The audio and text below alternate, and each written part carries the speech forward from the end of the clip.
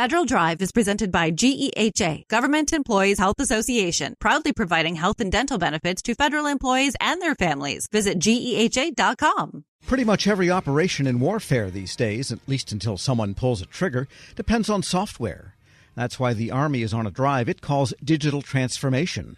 For an update on how the pieces related to software tie in, I caught up with the Deputy Assistant Army Secretary for Data, Engineering, and Software, Jennifer Swanson. Here's an excerpt, starting with a key Army software directive. Software Directive 2024-02 was really one of the very first things that we worked on. And so when I got to this job, there were these meetings ongoing with the under and the vice where they were really trying to drive change. And driving change in modern software was one of the key things. And so we led that effort from the beginning in terms of what are the technical things that we need to make sure get implemented. What are industry best practices? What does that look like? What is industry doing today? How does the Army evolve? And I will tell you, most importantly, what processes does the Army need to change in order to be able to adopt modern software practices? Because it's not as simple as just telling a vendor in a contract, do this, be agile, give us DevSecOps. Because the way we wrote requirements wasn't conducive, the way we tested wasn't conducive, our release processes were not conducive, the way we contracted wouldn't work. So there was a ton of stuff that needed to evolve. And that's right, yeah, because if you want the factory approach, say, let's call it for shorthand, on your vendor's part, you have to be equipped to be able to receive and test and deploy those regular releases. Right. Otherwise, they're throwing waves against a rock, so to speak. Exactly. So, and that's really what the directive is about, is modifying Army processes where needed, and there's a lot of modifications needed, and you can see that in the directive. Every organization that got tasked, it was about, hey, we need to change how we cost software. We need to change how we test software. And so, ultimately, we partnered with, like I said, DASA drove the technical stuff in that directive for the most part. We partnered with DASA SAR, Margaret Boatner, who is the ASALT policy person. She's amazing. And so she took that information and transformed it into what you see, is the directive today, and did all the coordination across the Army. We supported her in that, but that was kind of I would say, roles and responsibilities. We are still meeting monthly with the under and the vice because they want to make sure that implementation is happening. So all of the tasks in the directive, everybody has to go and brief. How are you doing this month? Which is great because it's a forcing function. That's what we need. We're speaking with Jennifer Swanson, Deputy Assistant Army Secretary for Data, Engineering, and Software, and that idea of them testing and verifying what you say you're doing. You also demand that of the software. So maybe talk about the ways in which you test software that does come in. You have to have a test regime that's continuous now and not just episodic like the old way. But then there's the performance side. There's the cybersecurity side. Yep. And then I guess maybe a third aspect is integration so that when you install a new release, it doesn't break everything else down the line. Right.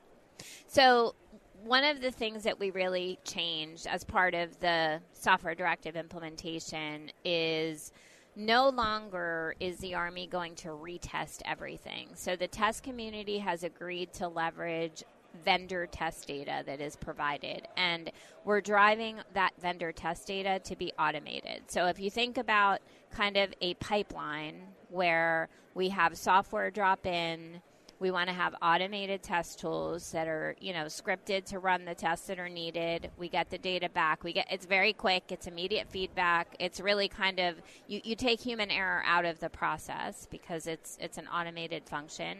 Same thing with cyber testing. So there are cyber testing tools that are part of that pipeline that give us immediate feedback on the cybersecurity of that piece of code. And these pieces of code are intentionally small so that, you're not like, oh my God, I wrote this a year and a half ago and now I have to try to figure out how to update it. No, this is a couple of weeks worth of code at most that gets dropped into this pipeline, and it goes through all of these tests, and you're able to very quickly, iteratively fix. And then that gets into users' hands, and users users provide us feedback, et cetera, et cetera. So the test community is willing to take as much vendor test data as we have and give us credit. Now, there is going to be a need for operational testing for some things, obviously, and so that's something that we will continue doing, but we're going to not retest all of the developmental things that we've already tested.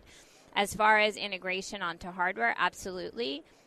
There is, hardware in the loop testing to make sure that it works on the intended hardware platform. And that will also get run through some of those operational tests to make sure. We do want humans on the software at some point because humans make mistakes, and we want to make sure that those mistakes are caught and that the system doesn't crash. So all of that is still going to happen, but it's going to happen iteratively, and it's going to happen a lot faster. The cybersecurity maturity model certification system is coming, and that primarily applies to the business systems of vendors. Do you see it also affecting their development work for the Army, and how do you think it will affect that if it does? So I think it does from the standpoint that the Army, CMMC is driving much more scrutiny and I would say insight on our part in terms of what are the good cybersecurity practices that we want to make sure get implemented. So CMMC is going to help, like you said, make sure the vendor facility is locked down and, safe from cyber infiltration. But also we are driving more cybersecurity because cyber warfare is real. I mean, we see it all of the time, and so we need to make sure that our systems are locked down. One of the new things that we just, Mr. Bush signed a policy in August to require vendors to provide SBOMs, software bill of materials. Sure. And that's in coordination with CISA, and, there's been a lot of federal push for that. And that will provide us really a component list of all of the things in every software drop, which is very important for us to be able to understand the cybersecurity integrity of the piece of software. So it's a really critical step in terms of providing the transparency that we need to make sure that our software is cyber secure. And a final question or double question, what does the Army mean by the mesh concept? And how is this delineated in the Unified Data Reference Architecture, the IRDA? Yeah. So what we mean by mesh is we want a distributed, decentralized way to be data-centric. And by that, what I mean is we don't want to have a bunch of different data platforms in the architecture. The network is the Army's number one priority. We want to make sure there are reality. I worked in POC, what now is POC3N, for a long time before this job.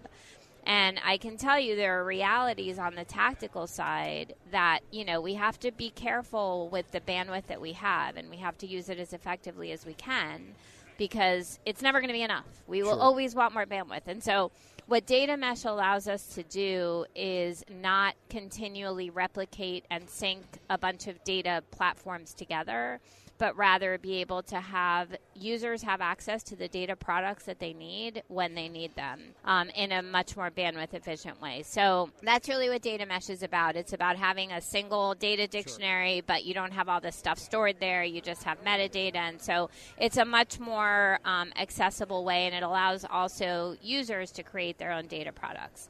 UDRA, which is the Unified Data Reference Architecture that we developed, that is also the data mesh piece of the software directive, that's what we delivered against was UDRA. UDRA is data mesh based, and it's not prescriptive, but it defines how we want to implement data mesh across the Army. Jennifer Swanson is Deputy Assistant Army Secretary for Data, Engineering, and Software. I spoke with her at last week's Association of the U.S. Army Conference. We'll post this interview at federalnewsnetwork.com/Federal Drive. Subscribe to the Federal Drive wherever you get your podcasts.